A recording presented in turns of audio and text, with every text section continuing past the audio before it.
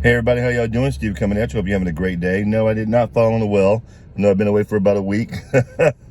It has been raining seriously like cats and dogs here, for real, in Texas. I promise you, it's been raining every day. Today is actually the first day I've seen where it's been hours and hours without rain. I'm sure it'll show up later tonight, but it reminds me of when I lived in England. It's been raining here every day for like the past week and a half. It's been crazy. At least the past week for sure, it's been raining every day. So I just wanted to give you guys a quick update on some stories I have been keeping up with. I know I haven't been on, but I have been keeping up with some of the stories. And yeah, I can tell you haven't even shaved. I just decided to get on here real quick and share some info with you real quick. But one of the things I really enjoyed, I find certain ironies funny. And one of the ironies I find really funny is how for 4 years, all we heard about Trump. Never heard it before, by the way, because he was down with the rappers. He was down with all the brothers, you know, songs wanting to be like Trump and have his kind of money, all this kind of stuff. But for the past 4 or 5 years, since he announced his running, in fact, all we heard was that how Trump's a racist. How Trump's a racist. He don't like black people.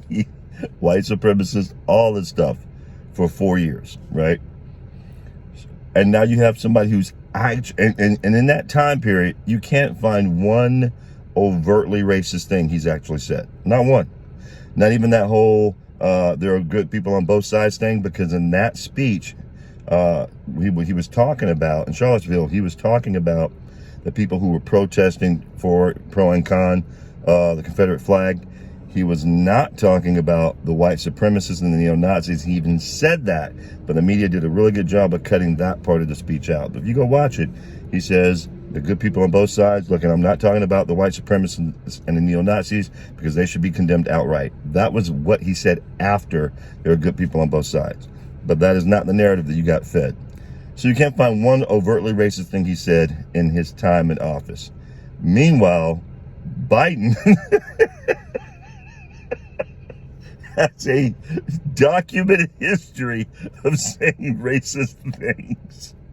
And one of my favorites of this past week, while it was raining like crazy here, is Biden was giving a speech, and he said that it was about entrepreneurialism and what the small business administration, his small business administration is doing. And he said, you know, black entrepreneurs can be just as successful as white entrepreneurs. Now, mind you, okay, yeah, we knew that already. But then he followed that up with, it's just that they don't have lawyers and accountants.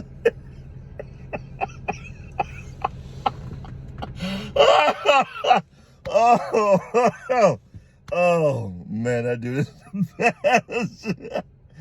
I love what all y'all who voted for Biden. And I'm sorry, camera's shaking because I'm holding it because I can't stop laughing. But for all y'all who voted for Biden, talking about how wonderful he was going to be and how he's down with the brothers, how does it feel? So you got rid of a guy who you were told was racist, but had no real evidence of his racism, and you input a guy who is actually racist.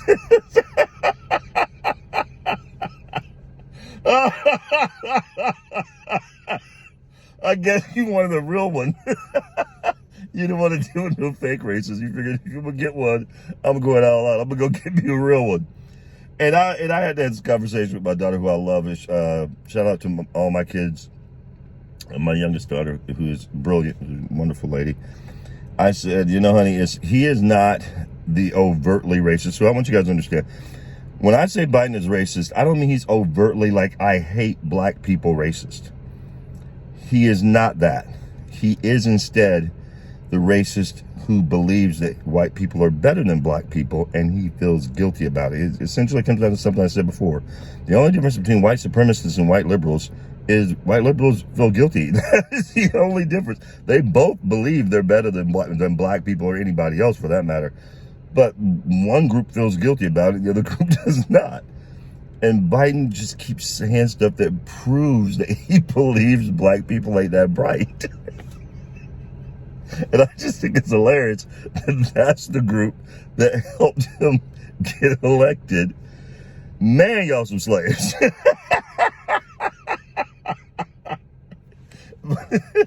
But anyway, aside from that, that was the comedy I wanted to get through. Oh, you and your racist president. I hope y'all enjoy this time, because I'm telling you, him and that fake black lady Kamala. I ain't call her Kamala. She was called Kamala forever. She's been recognized as a prominent Indian in political office. Oh, black folks, y'all liberal black folks, y'all so thirsty. Y'all got a fake black woman and a white racist in the White House.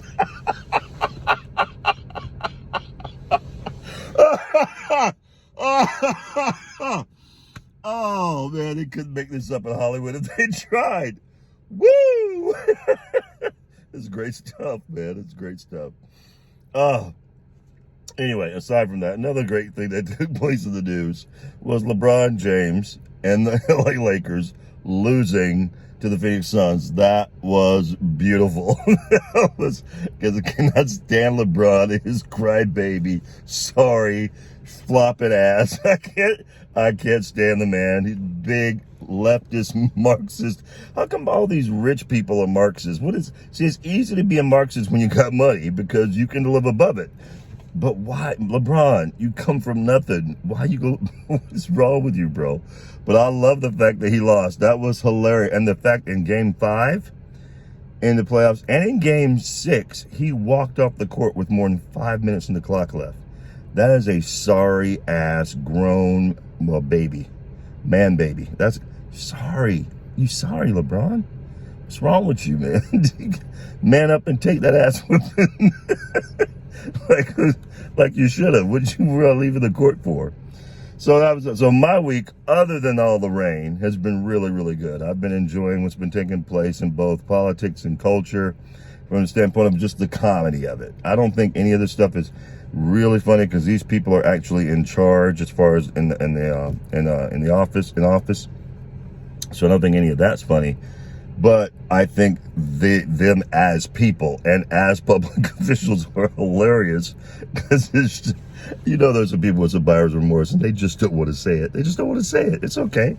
If I voted like you guys, I'd be upset too. But those two things worked out great. The other great thing that took place in the news was there was an election a couple of weeks ago here in Texas, and the Republicans won a city council race, in fact, that dealt with people running who were in favor of critical race theory, where they want to teach your kids about how white people are inherently racist and kind of put this all in schools. Every candidate who's an anti-CRT, critical race theory candidate, won. And then a couple of days ago, we had more elections here, and all of the Republican candidates won. Even in places like in McAllen, Texas, the Republican who ran for Mayor McAllen won in that area, and they haven't had a Republican, I think, in like 30 years or so running that place. And McAllen's near the border in Texas. It is 85% Hispanic, and the Republican, there was a Democrat, Hispanic against the Republican Hispanic. The Republican won that race as well. So there's some good things in the horizons, folks. People are getting tired of all these lockdowns. People are getting tired of CRT and all this crazy leftist Marxist stuff. I won't call them progressives because there's nothing progressive about what these people are doing. They are regressives, and that's why I call them Marxists and leftists, because that's what leftists do. Leftists take you backwards. Progressives are supposed to move you forward. Leftists will take you backwards. But we're winning against the battle of leftism. I'm excited about that. I hope y'all doing well. I'll talk to y'all later. I hope you have a great day. Take care.